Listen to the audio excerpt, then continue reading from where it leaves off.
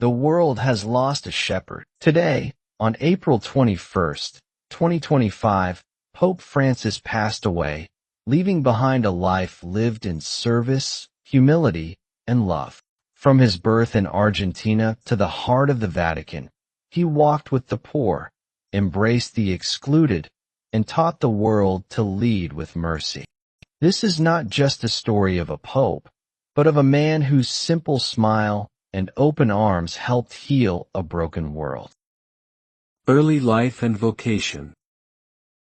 Jorge Mario Bergoglio was born on December 17, 1936, in Buenos Aires, Argentina. He was the eldest of 5 children in a family of Italian immigrants. His father was a railway worker, and his mother was a devoted homemaker. Life was simple, and faith was central. From a young age, Jorge was thoughtful, studious, and deeply spiritual. But he was also down to earth. He loved soccer, music, literature.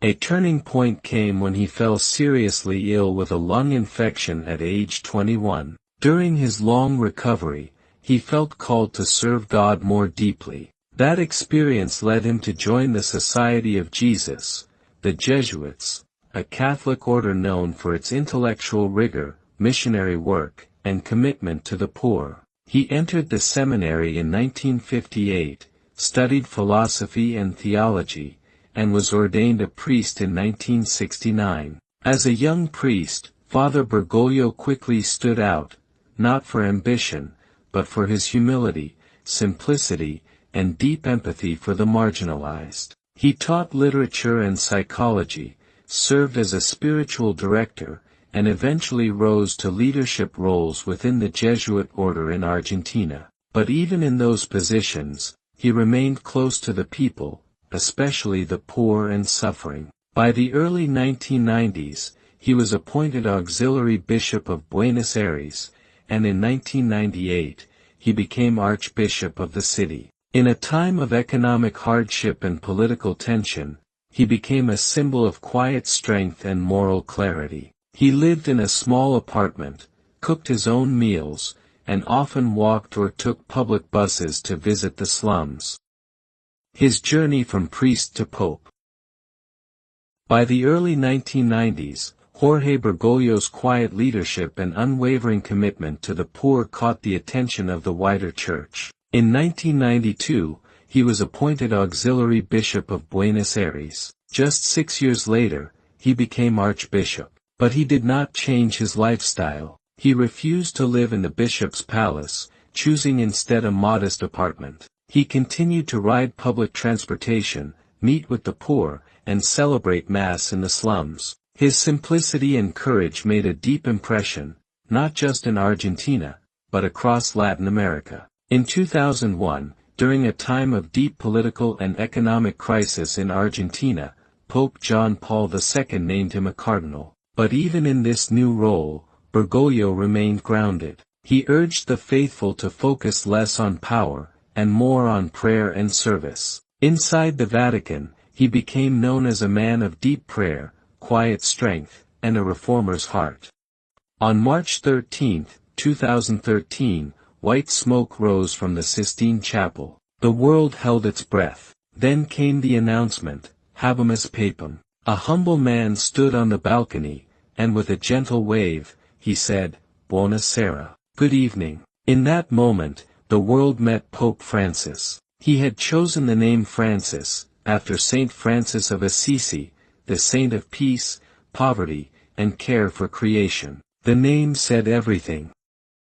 Key themes of his papacy: mercy and compassion.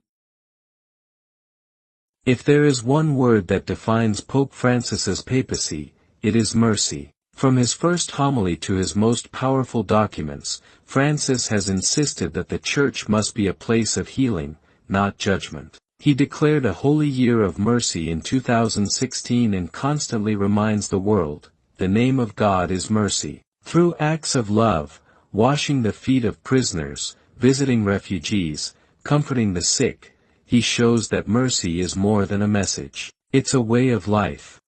Humility and simplicity. From the beginning, Pope Francis chose simplicity. He refused the papal palace, choosing instead to live in a small guesthouse at the Vatican. He wears simple robes, carries a wooden cross, and drives a small Fiat. His message is clear: a true leader serves, not rules. He calls all Catholics, especially priests and bishops, to live with humility and walk among the people. The poor and marginalized.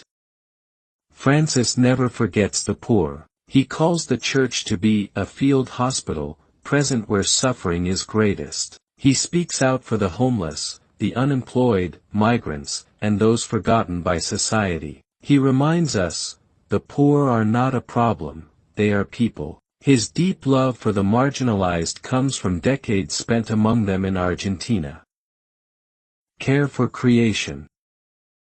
In 2015, Pope Francis released Laudato Si', a landmark encyclical calling the world to care for our common home. He became the first pope to place ecology at the center of moral teaching. Climate change, pollution, and environmental justice are now core concerns of faith. He reminds us, protecting the planet is a responsibility we all share, for the poor, and for future generations.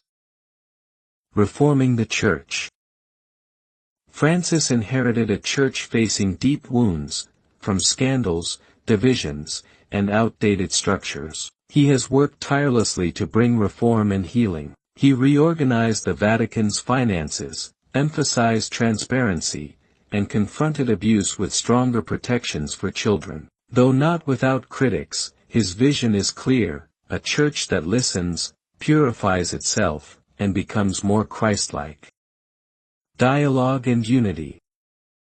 Pope Francis reaches beyond walls. He has met with leaders of Islam, Judaism, and Christianity, seeking peace and understanding. He emphasizes dialogue, not debate, and urges the Church to be a bridge, not a barrier. In a world divided by religion, race, and ideology, Pope Francis offers a different way, one rooted in listening, respect, and the shared dignity of all people. Global impact and legacy. Over the years, Pope Francis has become not just a leader for Catholics, but a global moral voice. His words have echoed from refugee camps to climate summits, from the halls of the United Nations to the streets of impoverished neighborhoods. He speaks the language of compassion, reminding us that love must be louder than division, and mercy stronger than judgment. Through social media, international visits, and his writings, he reaches millions, especially the young, the disillusioned, and those who have felt left out of the Church. He challenges leaders to put people above profit, to build peace, and to defend the dignity of every human life. For many, Pope Francis is a pope of the heart, a pastor, a prophet, and a peacemaker in a time when the world needs all three. Pope Francis, thank you. You changed the world. Pope Francis's voice may now be silent, but his message echoes on. He taught us to love boldly, forgive freely, and walk humbly with God. May we carry his light forward, in acts of kindness, words of peace, and lives of compassion.